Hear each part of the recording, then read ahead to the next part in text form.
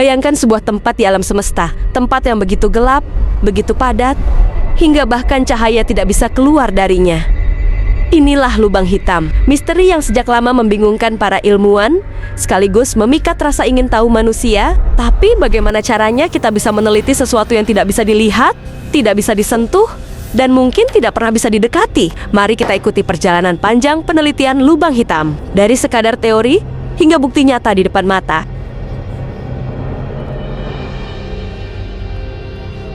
Jauh sebelum teknologi canggih ada, ide tentang lubang hitam sudah muncul. Pada abad ke-18, seorang ilmuwan bernama John Michell mengusulkan gagasan tentang bintang gelap. Ia membayangkan, jika ada bintang yang begitu besar dan padat, mungkin gravitasi mereka akan begitu kuat, hingga cahaya pun tak bisa lepas. Namun, ide ini terlupakan, hingga muncul Albert Einstein pada tahun ke-1915 dengan teori relativitas umum. Einstein menjelaskan bagaimana gravitasi sebenarnya adalah kelengkungan ruang dan waktu. Dari rumusannya, muncul kemungkinan adanya objek yang begitu padat, begitu ekstrim, sehingga ruang dan waktu itu sendiri runtuh ke dalamnya. Seorang fisikawan bernama Karl Schwarzschild menemukan solusi matematika dari persamaan Einstein. Solusi itu menggambarkan sesuatu yang kita sebut hari ini sebagai lubang hitam. Tetapi, pada saat itu, semua ini hanyalah teori di atas kertas. Pada tahun 1960-an, astronom mulai menemukan tanda-tanda aneh di langit. Mereka mendeteksi sinar X yang sangat kuat datang dari sistem bintang tertentu. Salah satunya adalah Cygnus X1. Sebuah kandidat lubang hitam pertama. Bagaimana mungkin sebuah bintang tak terlihat memakan bintang pasangannya, menyedot gas, lalu memancarkan energi luar biasa? Jawabannya, hanya lubang hitam yang mampu melakukannya.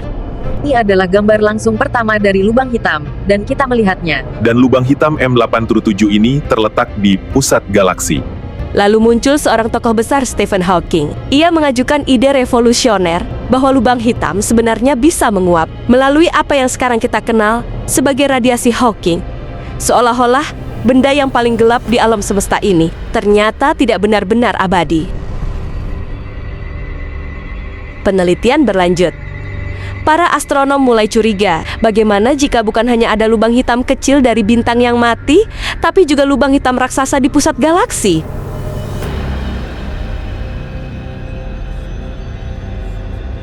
Pusat Bima Sakti menjadi fokus penelitian. Para ilmuwan mengamati bintang-bintang yang berputar dengan kecepatan luar biasa, seakan-akan mengitari sesuatu yang tak terlihat. Perhitungan menunjukkan ada objek dengan massa jutaan kali matahari, tapi tak memancarkan cahaya sama sekali. Objek ini diberi nama Sagittarius A, sebuah lubang hitam supermasif di jantung galaksi kita. Penelitian inilah yang akhirnya mengantarkan Reinhard Genzel dan Andrea Ghez meraih Nobel Fisika pada tahun 2020. Pertanyaannya, bagaimana meneliti sesuatu yang tidak bisa dilihat langsung?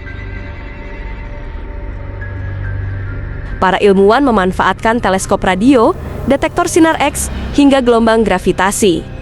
Tahun 2015 menjadi titik sejarah. LIGO, sebuah observatorium dengan laser raksasa, berhasil mendeteksi gelombang gravitasi untuk pertama kalinya.